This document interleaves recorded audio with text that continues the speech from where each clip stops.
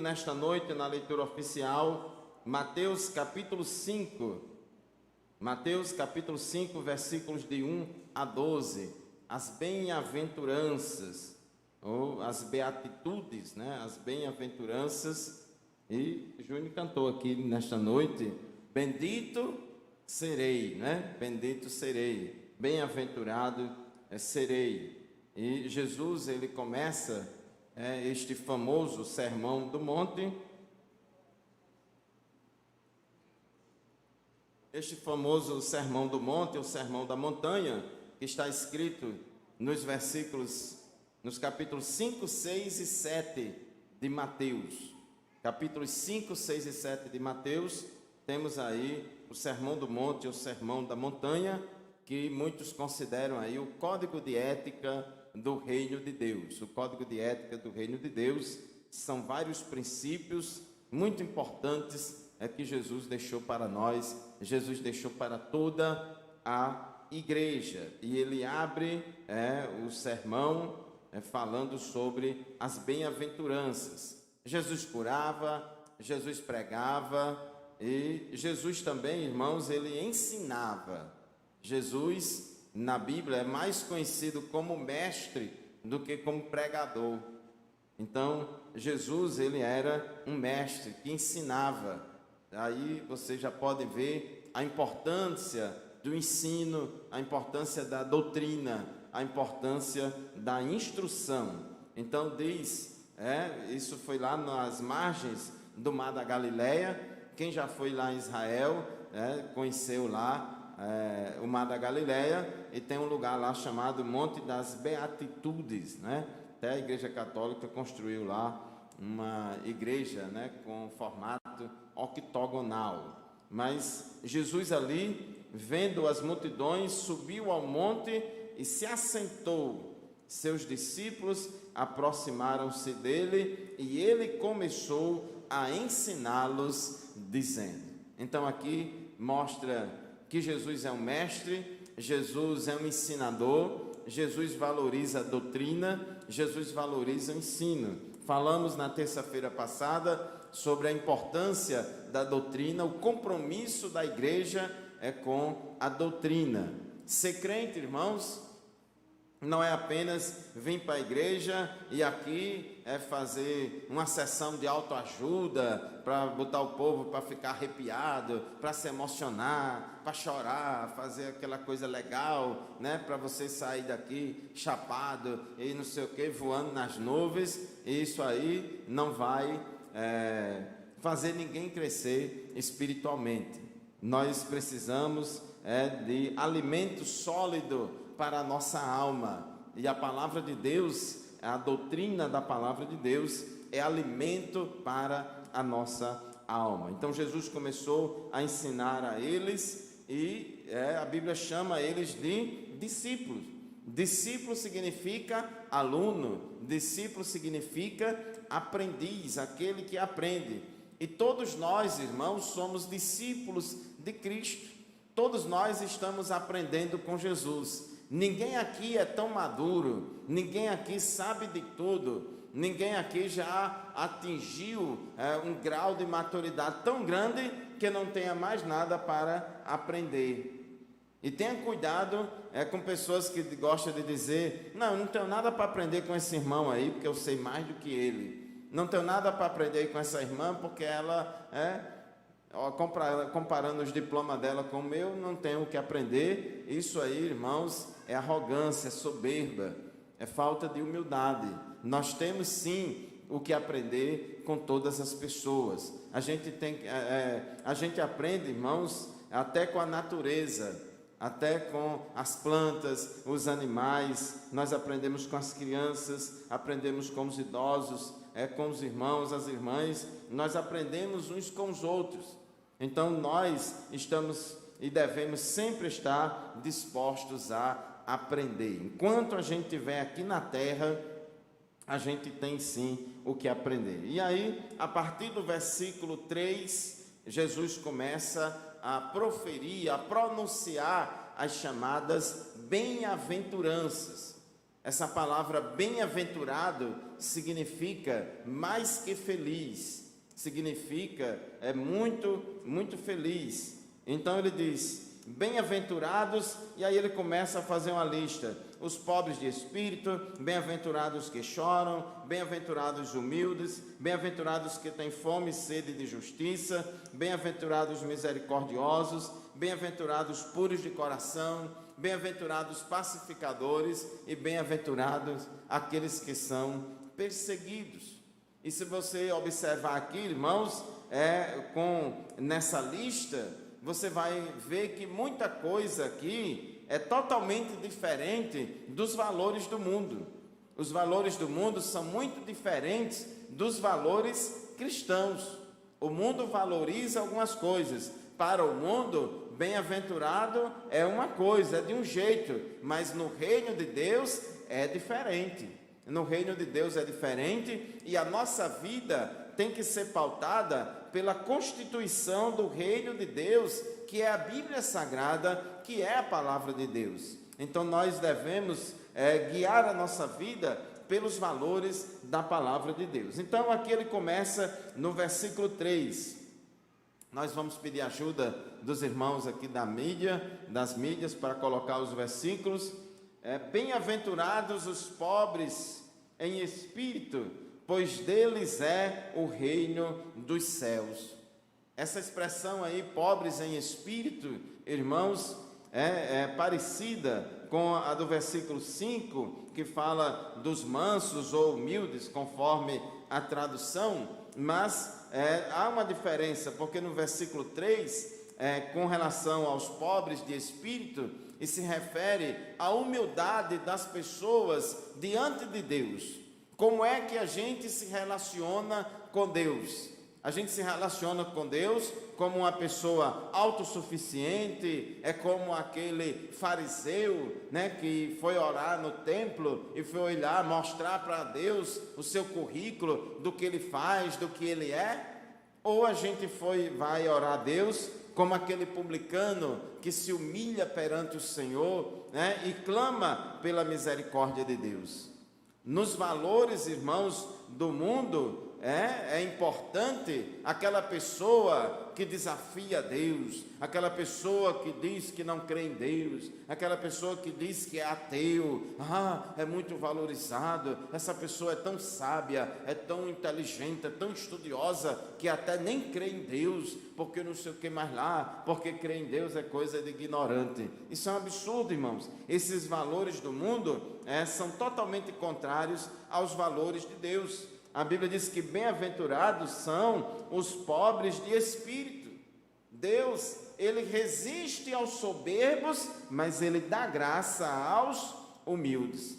A pessoa soberba, a pessoa que se apresenta diante de Deus, irmãos, a pessoa que é metida, é uma afronta muito grande. Já é muito feio a pessoa ser metida no relacionamento com os outros.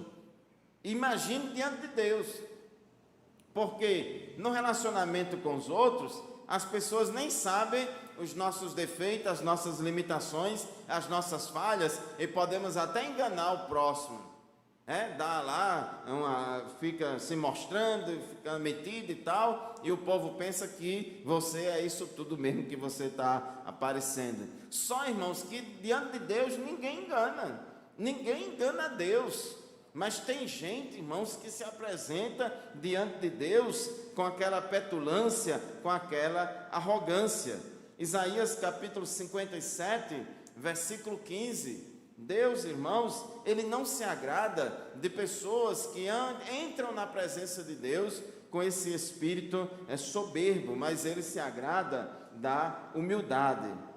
Isaías 57, 15, diz assim a palavra do Senhor: pois assim diz o alto e sublime, que vive para sempre, e cujo nome é santo. Habito no lugar alto e santo, mas habito também com o contrito e humilde de espírito, para dar novo ânimo ao espírito do humilde e novo alento ao coração do contrito.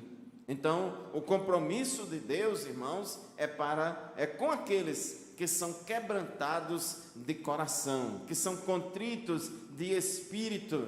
não é contrito somente aparentemente de chorar, porque tem gente, irmãos, que às vezes no culto chora, são tão emotivos, chora aquela coisa toda, mas o coração está longe de Deus. Aqui é contrição verdadeira, é contrição verdadeira, é humildade verdadeira diante de Deus, diante do Senhor. Então é isso que Deus se agrada. Então, por isso que Jesus disse: bem-aventurados são os pobres de espírito, porque deles é o reino de Deus. Provérbios, capítulo 16, Provérbios 16, versículo 18 a 19. O orgulho vem antes da destruição, o espírito altivo antes da queda. Melhor é ter espírito humilde entre os oprimidos do que compartilhar despojos com os orgulhosos. Então, a soberba precede a ruína. E quantas pessoas, irmãos, têm tido suas vidas arruinadas? Têm tido a sua vida profissional, a sua vida espiritual, o seu casamento, os seus relacionamentos arruinados por causa disso. E o pior, se apresentando diante de Deus, na presença de Deus, com altivez, com orgulho. Mas no reino de Deus, a ética do reino de Deus diz que quem é bem-aventurado, mais que feliz, são aqueles que se humilham na presença do Senhor. Glórias ao nome de Jesus. Diante do Senhor, irmãos, o maior não é aquele que tem o maior cargo na igreja. O maior não é aquele que é mais rico, o maior não é aquele que é mais bonito, o maior não é aquele que aparece mais, mas diante de Deus, irmãos, maior é aquele que se humilha mais na presença do Senhor, maior é aquele que se submete à vontade de Deus. Versículo 4: bem-aventurados os que choram, pois eles serão consolados. Aleluia. A vida do crente, irmãos, é uma vida alegre. A Bíblia diz que a alegria é uma das virtudes do fruto do Espírito. Mas nós estamos sujeitos a passar por momentos de tristeza e a chorar. Crente, irmãos, é chorão. Os irmãos dizem muito na Bíblia: Jeremias é o profeta chorão. A gente também tem que ser chorão. A gente chora na presença de Jesus. E a Bíblia diz, irmãos, que Jesus chorou. Se Jesus chorou, por que eu não posso chorar também? Então, nós, irmãos, estamos sujeitos a passar por situações que a gente chora, diante de uma luta, diante de uma tribulação, diante de um problema que a gente está passando, diante de uma tristeza que estamos enfrentando, e até mesmo chorar com os que choram.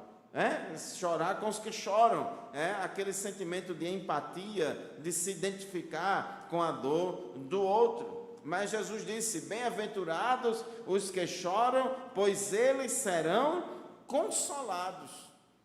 Segunda aos Coríntios, capítulo 1, versículos 3 e 4, a Bíblia diz que Deus é o Deus de toda a consolação, que Ele nos consola, irmãos, a fim de que nós também possamos, com a consolação que recebemos do Senhor, possamos também consolar os outros.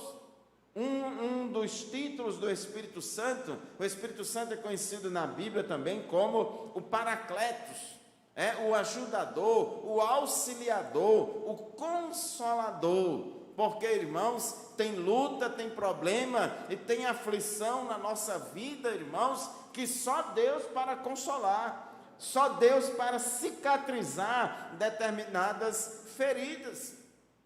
E Deus, irmãos, Ele faz esse trabalho de terapia conosco. A oração é uma terapia que você faz com Jesus Cristo de Nazaré, com o Espírito Santo. Dobre o seu joelho na presença de Deus, fale com Deus, ore ao Senhor, conte a Ele a sua aflição. Diz o hino: conta para Jesus onde é a sua dor, e Ele te ajuda a carregar a cruz. Desabafe com Cristo. Não vai desabafar nas redes sociais, Não vá desabafar com alguém que não tem condição de te dar uma palavra, um conselho e uma orientação, mas desabafe nos pés de Jesus. Conte para Jesus onde é a sua dor, que o Espírito Santo vai consolar você, o Espírito Santo vai te confortar, e você, passando por essa experiência, você também vai ter força para ajudar outras pessoas. Deus vai usar você para abençoar outras pessoas. Você vai encontrar um irmão, você vai encontrar uma irmã que está passando situação semelhante que você passou há uns dias atrás, há uns meses atrás, há um ano atrás, e com essa mesma consolação que você recebeu do Senhor, você também vai consolar o seu irmão, a sua irmã que está chorando hoje. Ontem foi você que chorou, mas hoje é o seu irmão que está chorando. E Deus quer usar você para consolar ele, consolar ela. Aleluia. Bem-aventurados que choram, porque eles serão consolados. Salmo capítulo 30, versículo 5. Salmos capítulo 30, versículo 5. Se puder ter mais alguém ali para ajudar ali, o irmão está sozinho. Porque a sua ira dura só um momento, no seu favor está a vida. O choro pode durar uma noite, mas a alegria vem pela manhã. Há tempo, irmãos, para todo propósito debaixo do céu. Há tempo para tudo, inclusive para as provações terminarem, inclusive para o choro acabar. Há tempo de chorar, há tempo de sorrir. Há tempo da luta começar, mas há tempo também da luta acabar. Louvado seja Deus. Nós não sabemos muitas vezes quando a luta vai acabar, mas Deus sabe, irmãos, Ele tem um controle de todas as coisas. Apocalipse capítulo 21, versículo 4, a Bíblia diz que quando a gente for para o céu, Deus vai limpar dos nossos olhos toda lágrima, e Deus limpará de seus olhos toda lágrima, e não haverá mais morte, nem pranto, nem clamor, nem dor, porque já as primeiras coisas são passadas. Choro é coisa desta vida, luta é coisa desta vida, mas nós, irmãos, temos a esperança da consolação de Deus. Enquanto a gente não for para o céu, somos consolados aqui na terra, e quando chegarmos lá, seremos para sempre consolados pelo Senhor. Os irmãos aqui que são pais, que são mães, já estão acostumados, o bebezinho, o seu filhinho, pequenininho, quando está sentindo uma dor, um desconforto, um problema, uma tristeza, enfim, quando está com algum problema, o primeiro sinal dele é chorar, e chora, e aí o que é que você faz como mãe? As irmãs aqui que são mães, coloca no colo, e vai ninar, vai abraçar. O pai também, viu, irmãos? Não é só coisa de mãe não, viu? Eu pegava meus meninos, botava no colo e fazia e balançava e cantava umas músicas lá, que só eu sabia que música era aquela, e ali consolava.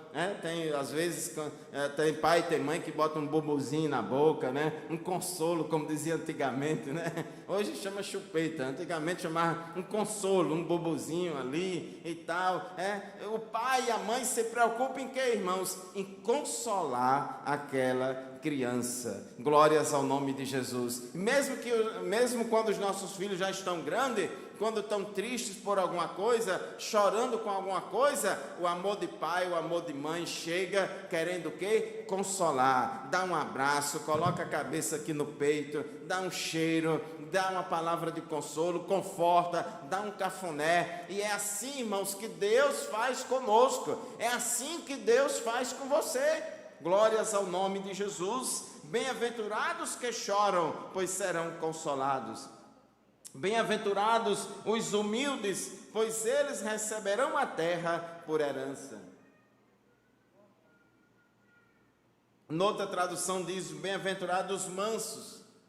E o significado aqui, irmãos, mais correto da tradução é humilde, Agora aqui não é humildade em relação a Deus. Humildade no relacionamento com Deus já foi falado no versículo 3, que é pobre de espírito. Aqui é bem-aventurado os humildes, humildade no relacionamento com o próximo. Humildade no relacionamento interpessoal. E isso, irmãos, é muito importante.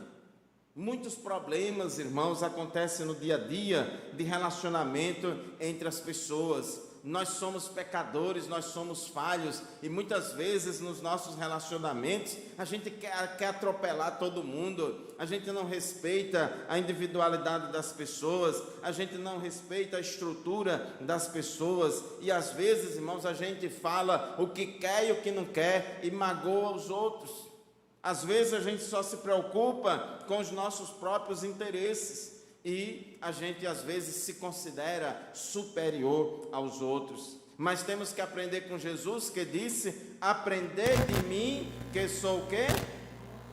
Manso e humilde de coração. Então temos que aprender com Jesus, irmãos. A santificação é justamente esse processo de aprendermos com Cristo, para que o caráter de Cristo seja gerado e aperfeiçoado em nós. Então nós devemos nos relacionar com as pessoas com humildade. Efésios capítulo 4, versículos 1 e 2. Efésios capítulo 4, versículos 1 e 2. Aleluia. Como prisioneiro no Senhor, rogo-lhes que vivam de maneira digna da vocação que receberam. Em outras palavras, rogo que vocês dêem bom testemunho de crente. Como é que eu vou dar bom testemunho de crente? Sejam completamente humildes e dóceis, e sejam pacientes, suportando uns aos outros com amor. Então é isso, irmãos, que Jesus está falando aqui. Bem-aventurados humildes, porque eles receberão a terra por herança. A Bíblia nos convoca a tratarmos uns aos outros com esse sentimento de humildade, suportando uns aos outros em amor. É verdade, irmãos, que às vezes no nosso relacionamento tem ali um irmão, uma irmã, uma pessoa que é chato, que é terrível, né? É uma pedra no nosso sapato.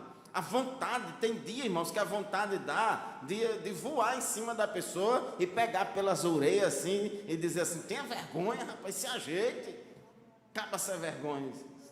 Às vezes dá vontade mesmo, e às vezes dá até vontade mesmo de dar uma mãozada no pé do ouvido mesmo.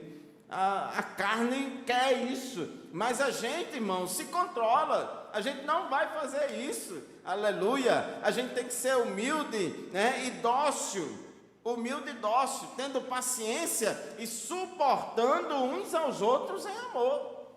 A ideia aí de suportar, irmãos, é suportar o peso, a carga, é carregar a carga. E a Bíblia diz: levai as cargas uns dos outros.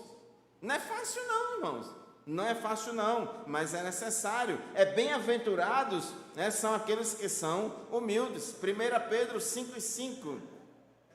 Glórias ao nome de Jesus. Os valores do reino são diferentes dos valores do mundo. Da mesma forma, jovens, olha aí, jovens, aí, Eduardo, da mesma forma, jovens, sujeite-se aos mais velhos, sejam todos humildes uns para com os outros, porque Deus se opõe aos orgulhosos, mas concede graça aos humildes.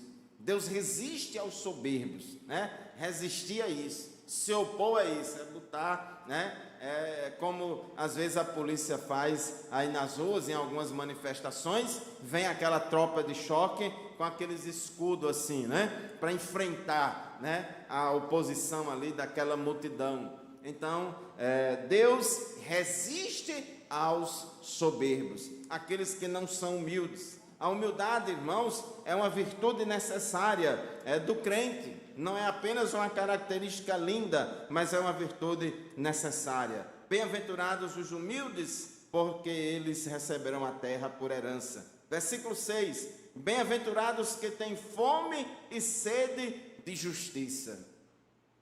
Glórias a Deus. Justiça, irmãos, no Evangelho de Mateus, dependendo do contexto, tem vários significados.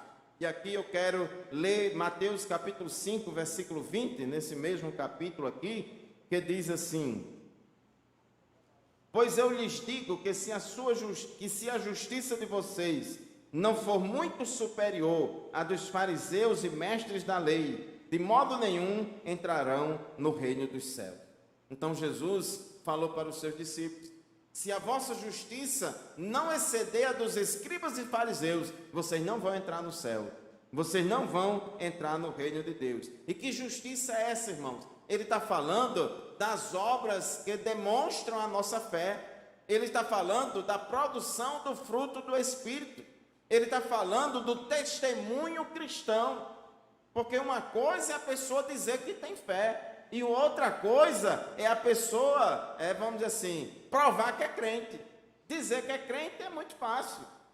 Antigamente era até meio complicado alguém dizer que era crente. Hoje até é moda. Às vezes nem diz que é crente. Talvez dizer que é crente caiu da moda. Mas dizer que é gospel, aí talvez até esteja na moda, né?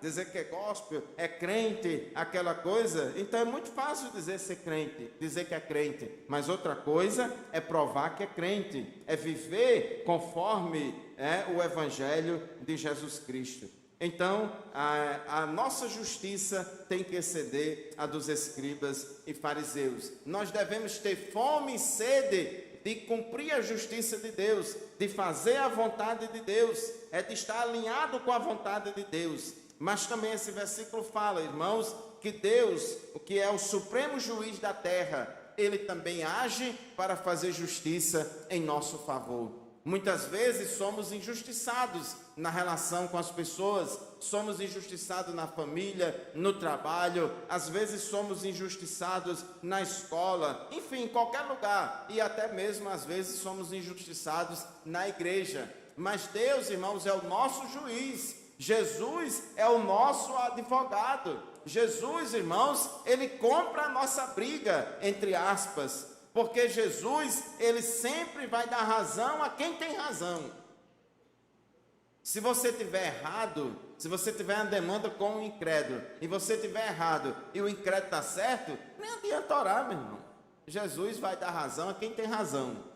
Agora, se você tiver razão, se você tiver certo, se a vossa justiça exceder a dos escribas e fariseus, então pode clamar a Deus, que Deus vai fazer justiça em seu favor.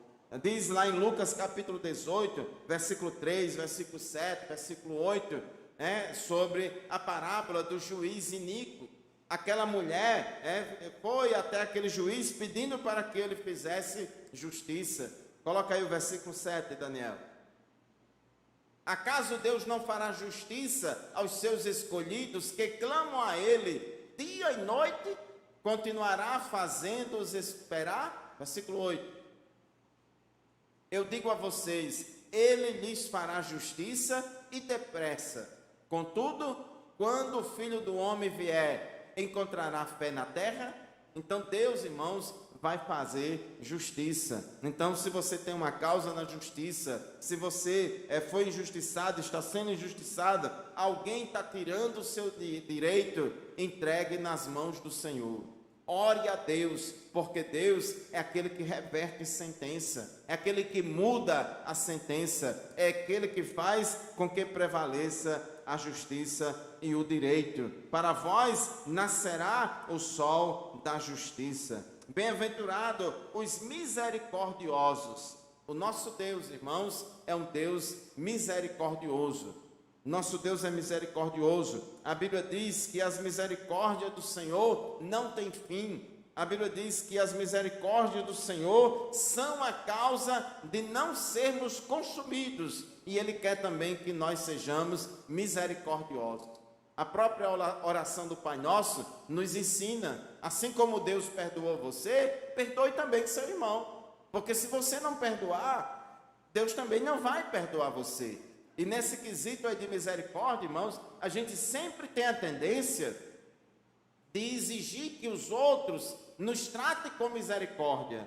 Rapaz, tenha misericórdia de mim, você está muito duro comigo, não sei o quê. A gente sempre tem essa tendência. Mas quando o outro erra, quando o outro falha, a gente quer lá dar uma voadora em cima dele, passa régua, disciplina, mata, acaba, tem que punir, e tal, e não sei o que mais lá. Quando é misericórdia em nosso favor, aí a gente tem que ter misericórdia. E, irmãos, o homem é muito cruel. E tem muito crente também que é muito cruel. Tem muito crente que não tem misericórdia. É metido a perfeito, é metido a querer caçar as bruxas, a querer passar régua em todo mundo. Mas ele, irmãos, esquece que tem telhado de vidro também. E no dia que ele escorrega, no dia que ele pisa na bola, aí ele vai querer que os outros tenham misericórdia dele. Eu conheci, irmãos, um obreiro, numa determinada igreja, não vou dizer o nome da cidade, na Assembleia de Deus. Pense num cabo arrochado. Era arrochado na doutrina, não sei o quê. Caba lá, a porta do céu para ele era estreita mais do que a porta de Jesus. E aquela coisa toda, depois ele se desviou. Se desviou, irmãos, até hoje, né? Inclusive, aliás, conheci dois. Um ainda está vivo e desviado, e outro já morreu. E quando a pessoa é assim, irmãos, quando ele pisa na bola, aí ele falou tanto que tinha que passar régua em todo mundo, que aí ele fica decepcionado. E o diabo bota logo na cabeça dele, agora foi você que caiu, não tem mais jeito para você não. Não tem perdão, Deus não vai ter misericórdia, os irmãos não vão ter misericórdia, né? E por isso que Jesus disse, tenha cuidado, porque com a mesma régua que você usar para medir os outros também vão usar a mesma régua para medir você também. É aquilo que Jesus disse. Então, irmãos, a gente precisa se lembrar disso. Lucas 6:36. Lucas 6:36.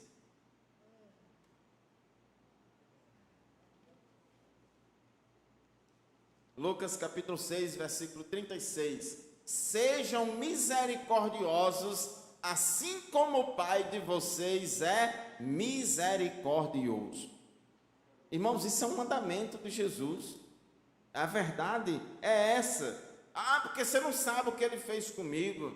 Eu perdoo, irmão, mas eu quero nem saber. Eu perdoo, mas o problema é o mais, sabe? Eu perdoo, mas, porém, entretanto, contudo e todavia, é aí onde a gente se perde, porque a gente é exigente demais, né? Então, irmãos, bem-aventurados puros de coração, pois eles verão a Deus.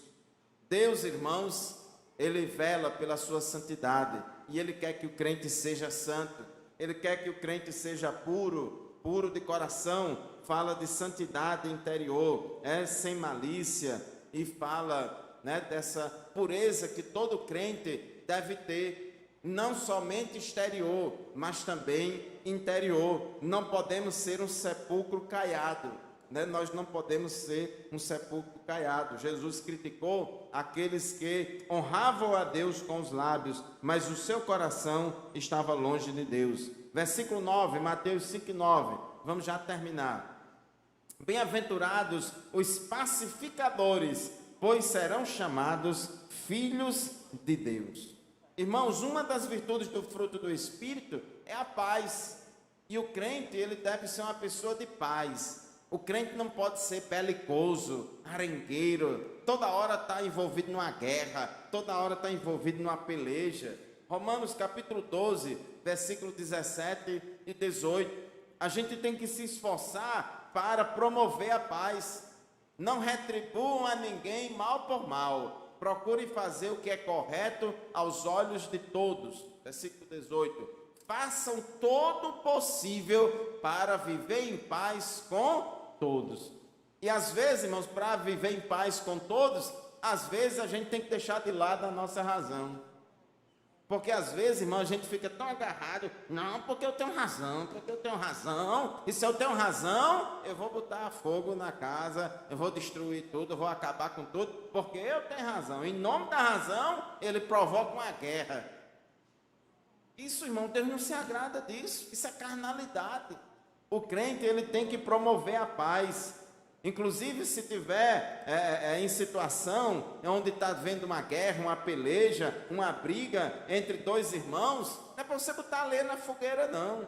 Não é para você atiçar a briga, não. É para você pacificar. É para pacificar. 1 Pedro 3:11.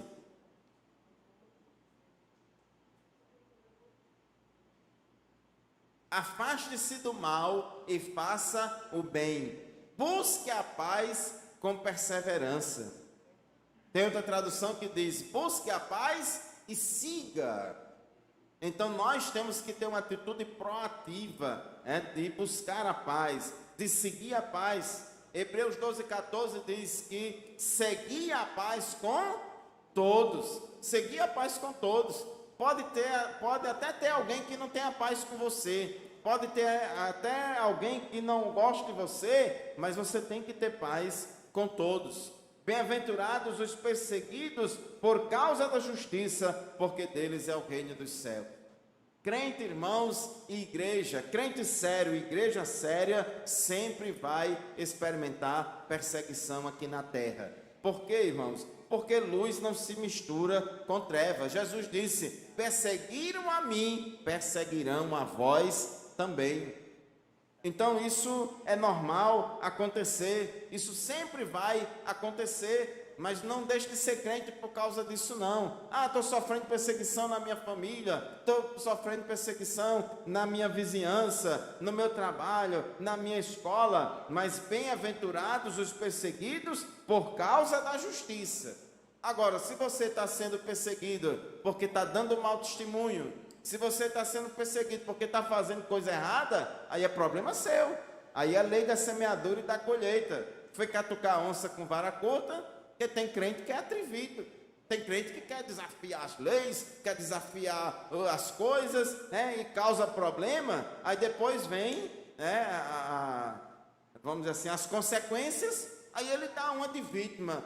Porque estão me perseguindo por causa do evangelho, não sei o quê. É nada. É porque ele não tem sabedoria e causou esse problema. Está colhendo o que plantou. Então, nesse caso aí, não é bem-aventurado, não. Ele está levando peia, porque foi catucar onça com vara curta. Mas se você é um crente fiel, está fazendo a coisa direitinho, e mesmo assim está sendo perseguido, e a sua perseguição é por causa da justiça, então você é bem-aventurado, pois deles é o reino dos céus. E Jesus termina essa parte das bem-aventuranças dizendo: bem-aventurados serão vocês quando por minha causa,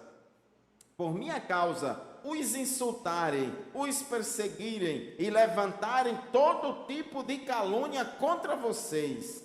Alegrem-se e regozijem-se, porque grande é a sua recompensa nos céus, pois da mesma forma perseguiram os profetas que viveram antes de vocês. Então, que Deus abençoe você. Receba esta palavra no seu coração. Vamos adotar os valores do reino de Deus, porque se assim fizermos, irmãos, seremos mais que felizes, seremos bem-aventurados. Deus vai nos guardar, Deus vai nos proteger, Deus vai nos consolar, e nós vamos entrar nas mansões celestiais.